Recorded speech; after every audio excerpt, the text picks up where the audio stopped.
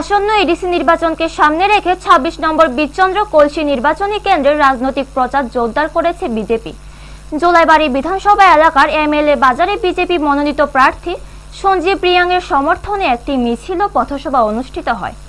শান্তির বাজার থেকে প্রাপ্ত খবর অনুযায়ী দলের সংগঠনকে আরও শক্তিশালী করার লক্ষ্যে এই কর্মসূচির আয়োজন করা হয়।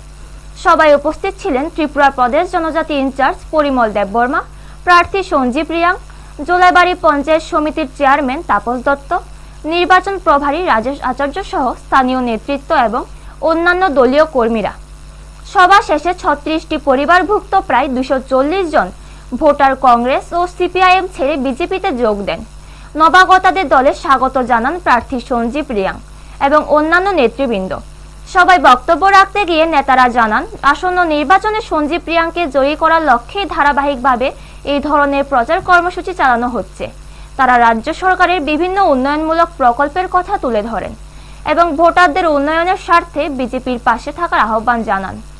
পাশাপাশি বিরোধী দলগুলির বিরুদ্ধে সমালোচনা করে নেতারা দাবি করেন, অতীতের তুলনায় বর্তমান সরকার এডিসি এলাকায় সার্বিক উন্নয়নে কাজ করছে। তাই আগামী নির্বাচনে বিজেপি প্রার্থীকে বিপুল ভোটে জয়ী করতে সকলের কাছে আহ্বান জানানো হয়। ব্যুরো রিপোর্ট, নিউজ তৎকাল 24। আজকে জোলাইবাড়ি এলাকায় ২৬ বীরচন্দ্র কলসি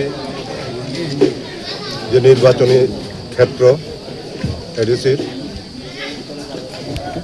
সঞ্জীব রিয়াং মহোদয়ের সমর্থনে একটা বাজার সভা হয় এবং এখানে বাজার সভার পর একটা যোগদান সভা হয়।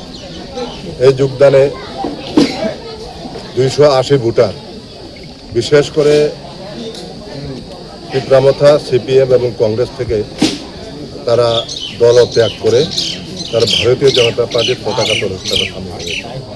এর মধ্যে অন্যতম রয়েছেন আমাদের এই জোলাইবাড়ির দক্ষিণ জেলার ব্লক কংগ্রেসের সহসভাপতি মিলন কুমার ত্রিপুরা মহোদয়। আমি ওনাকে গৈরিক অভিনন্দন জানাচ্ছি ওনার সঠিক সিদ্ধান্ত নেওয়ার জন্য এবং সঠিক সময়ে সঠিক সিদ্ধান্ত নেওয়ার জন্য আমি ওনাকে গৈরিক অভিনন্দন জানাচ্ছি। পাশাপাশি আজকে যারা ২৮০ জন ভোটার যারা আজকে সামিল হয়েছেন ভারতীয় জনতা পার্টির পতাকা তলে, আমি তাদেরকেও গৈরিক অভিনন্দন জানাচ্ছি।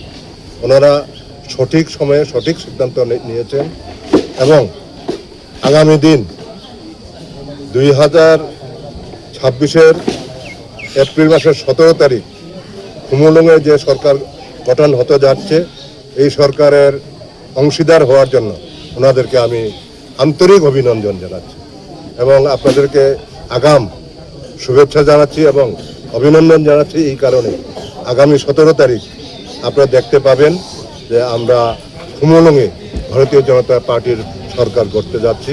আমি আপনাদেরকে আগাম জানিয়ে দেব।